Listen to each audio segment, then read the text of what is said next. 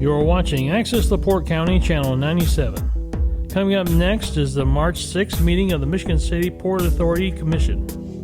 You can find more information for this meeting at www.accesslaportecounty.org. Michigan City Port Authority Board of Directors meeting, March 6th. I call the meeting to order, and I'm looking for approval and corrections to the February 27th meeting minutes.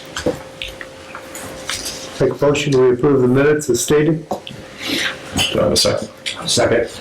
All in favor? Aye. There it is. All right, at this time, we will take any comments from the public. Anybody have any public comments? No? Good. No. Hi, thank you. My name is Rob Orlaski. I'm the general manager for Freedom Boat Club. And I'm coming today to seek approval to move our shed. I've talked to Tim and a few others about where we'd like to relocate it. And we're really promoting Michigan City and our Hammond location because they're not performing as well as we'd like to. So I'm actually sticking 75% of my advertising budget into promoting the Michigan City Marina here and the Hammond Marina. And where our shed was located in the water, we just find it not to be as safe as we like to. It's not, it rocks a lot. And it takes a slip for us where we could have a boat and get additional memberships. We would like to move it two different places where, I'm asking for approval at. One is where the ice machines are outside. And I talked to Tim about that, and it didn't sound like that was kind of a bill. But the other one is right inside the gate on the dock, on the deck, by the fuel dock, where there used to be a vending machine right there for, it was there a few years ago. I don't know what you guys actually call that location. But that's kind of the perfect location for us. It would blend into, we put whatever color you guys wanted to. It would probably, we'd like to have it like a blue color like our colors are. But that would make it easier for us to get the gates for our members and walk them from the gate to the boat. It just is a lot easier location than our members aren't walking by themselves from the gate to the boats. Logistically, we would like to do that, and I'm seeking approval from you guys for that. So I got one question. Sure. How big is this building? Well, we can have whatever you want. It's not going to be the one that we had there because it's kind of made for the water, but it'd probably be 5 foot by, I would say 8 foot, somewhere right in there. Small, it would make it so it look good in the location. As far as spending the money to do it, we don't have a problem doing that. I'm not looking for a free location. I'm willing to pay rent for that location.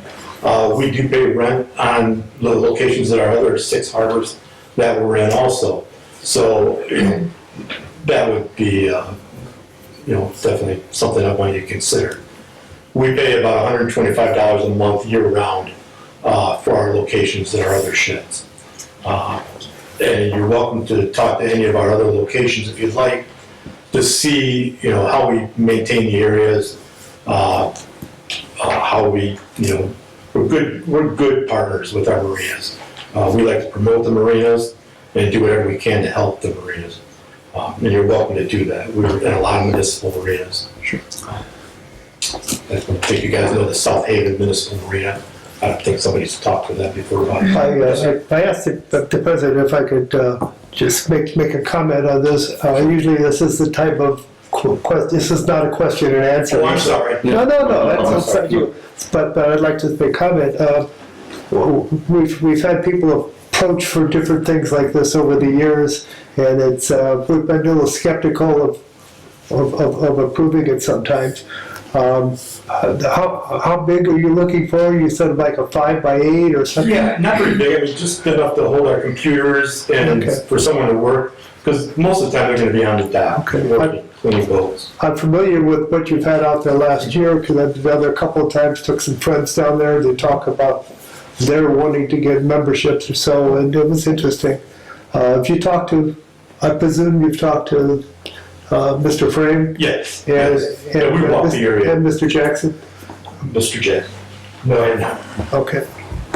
Okay, thank you. You bet. So what we'll do is we'll take this to committee and discuss it and try to make sure that everybody's on the same page and hopefully get back to you by the next meeting. That'd be great. All right? That'd be great. Yeah, well before you need to be in water. Thanks. Alright, so yeah. It's coming up, good. Not a problem. Well, good, I'll let you guys think over it. Thank you very much for your time. Not a problem. Any other comments from the public? Seeing none. Reports from the harbor master, Mr. Frame. All right. Since last time, we started adding some security fence toppers to the fence. I was gonna bring one in for show and tell. Brian, you wanna grab that one? So it's, I'm not gonna say it right, so I'll just let you look at it and see. We've already started at the end of the fence by the gas dock, and we're right out here by the office somewhere. But this is what they look like. They press fit right on top of the wrought iron that's there. And the idea is to make it a deterrent for people climbing over the fence. And they blend right in, so you don't really even notice them unless you're looking for them. So that's one of the little security features we're trying to add for this year. We received our DNR permit to dredge the sand out of the Washington Park Marina. That came in today. There's an 18-day period before the permit becomes effective.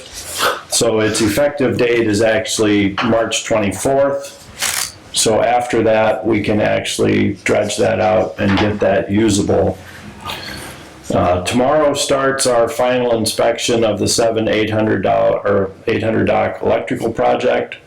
Colin and Gary will be here to go around and test everything over the next couple days, and hopefully that'll wrap that thing up. The Franklin Street Bridge comes off of its, well, currently they're on winter hours, but they're also doing some maintenance. So they haven't been able to open the bridge for the last probably 2 months. But they expect to have that all wrapped up and go to their summer hours on March 15th. And the railroad bridge will go to their summer hours on March 16th. So today's already the 6th, so in 10 days summer starts. And that's all I have for now, unless anybody has any questions. Okay. Reports from the assistant harbor master, Mrs. Pilecki. All the invoices have been mailed out, and we're just finishing with some transfers that we were able to make this year, waiting for people to call us back. That pretty much it? That's pretty much it. Pretty much it. Any questions for Ms. Pilecki? All right. Mr. Ferguson, budget and financial oversight, review and approval of the bills to be paid. Thank you, Mr. President. I've got a couple things. First is to pay our bills, all of the $8,488.84, of which a NIPSCO statement is probably 90% of it. So pretty well stated. If you have any questions, we'll answer it. But in lieu of that, I'll make a motion we accept the bills as stated. Second, oh, sorry, did I move you today? 1 second. All in favor? Aye. Paying bills. Any of the other things, Mr. Ferguson? Okay, the other item I have is I'm going to pass out the financial statements from last year and just make just a couple comments. Let me get extras once you pass this one. Tim, everybody have one? Okay. I'm not asking for a bunch of questions or asking you to look at it tonight. What I'm asking is what we did last year is just take a look at it. There's some things on there that you should be interested in, and we'll talk about them next time. Yeah, I'd like to take about 5-6 minutes at our next meeting and just open it up for some questions. Ms. Pilecki did let me know tonight that while it's not totally reflected in last year's results, because we're going to make some things this year from the information, we're making some adjustments this year, in this year's plan that can't be reflected in last year because this is this year. And I'll talk a little bit more about that next month, but it sounds like we're gonna be able to improve the capital fund balance substantially for next year, or after we make this adjustment transaction. And we also know that we're gonna have a few things to take care of this year. We know we've got dredging, that's gonna be capital coming out, the dredging, and we'll be talking more about that, I presume, tonight. And we've got some 700-800 electrical costs that we'll need to finish up on this year. And we need to start saving some capital money for the $100, $200, $300 electrical phase that'll finish off everything that we've been doing over the last several years in Washington Park.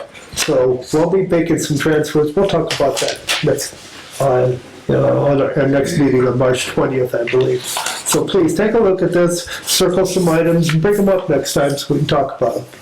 And that's all I have. All right. Any questions for Mr. Ferguson at this time? No. All right, Mr. Haynes is not here, so there's nothing about claims and insurance. Port operation personnel marina, that's me. Joe, could you review the employee handbook just to make sure that's all in order? Because then I want to get a committee together to make sure we go through it. Sure. But I want to make sure all the legalities that we do have right now. Happy to do so. All right, so we can do that, then we'll have a committee on the employee handbook to go over that and make sure it's all up to date. That's one thing when we get done. Amanda, you brought up something last week about advertising for some of the summer jobs we have available. Yep. I'd like somewhere along the line, Brian, these guys to get with you and try to put something. Yeah, there to see the if it brings it. timeline of when they, start interviewing. Yep, see if we can let's see if that's more of a better way for us to get some people attracted here. That'd be a nice thing if we look into that. Because if it's a minimal cost and we get good people. Yeah, if it helps us get people, then that's what we want. Yeah. So really, I don't have anything else to cover under those things. Sam? I forgot to, when Tim was finishing up talking about his report, I did have a question on these, about what's the length of, in feet or so you're gonna put these, like every 2 feet, every 10 feet roughly? No, they're going on every vertical piece, so they're about 6 inches apart. Wow, okay. Yeah, you walked very fast when you came in. That's how you don't notice them, but they belong, they fit, so that's a nice thing. Thank you. All right, Mr. Messina, Board of Communications, special events. Haven't talked to any voters other than a few fishermen that have been out. Perch have been doing real well, both on our harbor and two adjoining harbors. Salmon, not a coho salmon being taken right now, so if we can get out, it's real good fishing. Probably would be the cleaning station and the dock carts and stuff will be out by Middle of April. middle of April. Water will be turned on about that time also. Okay. The perch big? Not out here, farther down by Gary Lighthouse, they're bigger than they are here. They're down there spawning, it's mostly females that are being caught.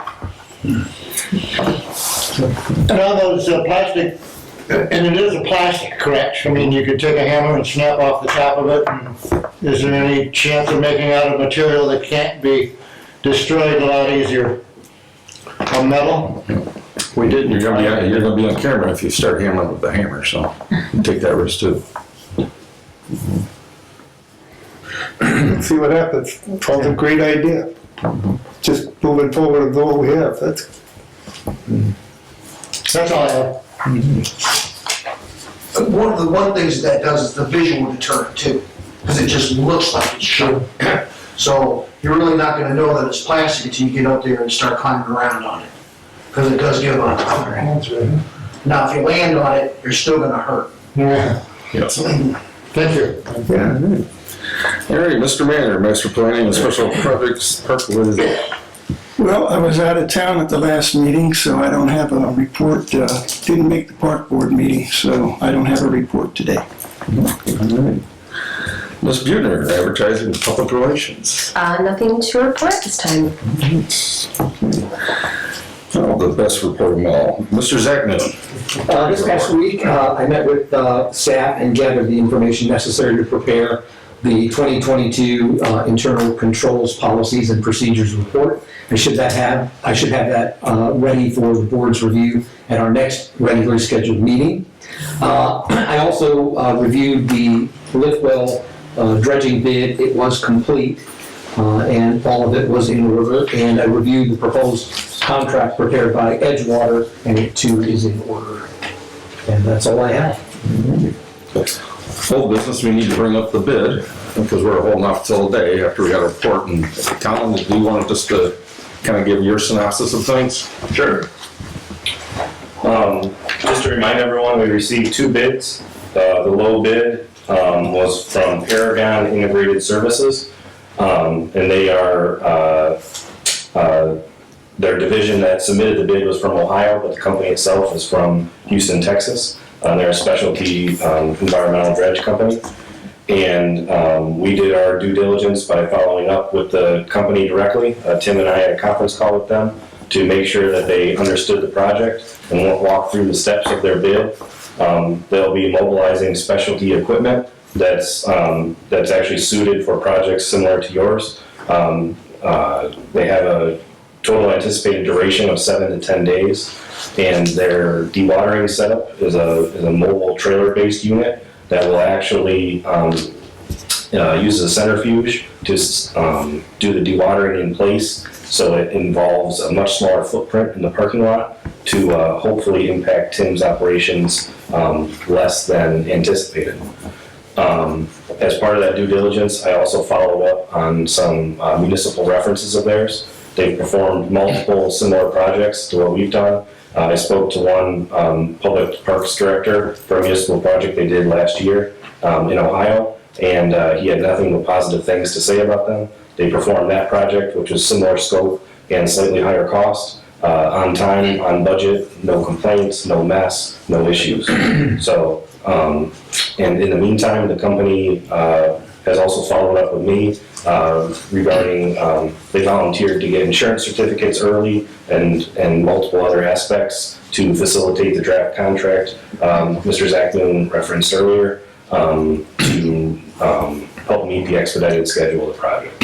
So overall, everything looks positive to me, and we provided our recommendation to award the project along with a construction contingency. We recommended 15%. Just to address anything that comes up, being it's a niche project. And overall, I believe you have my recommendation. So, great. Any questions for me while I'm here? When did they say they could start this project? They would actually like to mobilize as soon as we have a signed contract. They're prepared to start as soon as tomorrow if this is awarded. Wow. We touched base on this a little bit before. There's a permitting no work in the waterway window that starts March 15th for a month. And that is to protect spawning habitat for multiple different fish. We do have a 2-week waiver from the DNR anywhere in that month because our site will be isolated from the creek with a turbidity curtain. So they'll have 2 weeks of actual in the water work. So they would like to mobilize ahead of time and not waste any of that 2-week period. So they're ready to go as soon as possible, from my understanding. Do you agree with that, Tim, based on the conversation? Yep. After speaking with you in the past, this is such a great improvement on what we would usually do with Donkersloot. I mean, it's a cleaner project. It's a faster project. We have places now where you don't have to have, like Tim was saying, you don't have to have that dredge sitting there dewatering because the equipment they have, they dewater it themselves, so. Correct. So with their equipment, once it runs through their proprietary process, through their trailer-based setup, the centrifuge system, clean water will be separated. They actually filter that water before it's recharged as well. And the remaining spoils will be, their plan is to have them loaded directly into 20-yard dumpsters, and those will go directly to the landfill for our permit requirements. And at the time that that goes into the dumpster, it will pass a paint filter test, which is a requirement of the landfill, which means when that material is put in a paint filter, if you were to hold on to it, no water drips from it. So it's still saturated material, but it's not sopping wet, if you will. What's the name of this company? Paragon Integrated Services. Based on that information, I'd like to make a motion that we accept Paragon Integration's bid for this so we can get it done. I second. Second. All in favor? No, Oh, no. questions? Questions, I'm sorry. Yeah. Any questions? Anybody? This one's the low bid of 78,000 or something? 79. 79. Right. Okay. But as I said, our recommendation was to award it with a construction contingency as normally done. Yep. Anybody? Nothing else? All in favor? Aye. Okay. We got a hold of it. Great. So, Mr. Mayor, thanks for coming in today. Is there anybody else that has any comments from the public? No, we tested them too. Okay. All right, hearing none. Looking for, don't you have some price of beavers? Don't you have some price of? Yeah, I do. You want to make a motion? I'll make a motion that we adjourn. Okay, meeting is. Second. Thank you.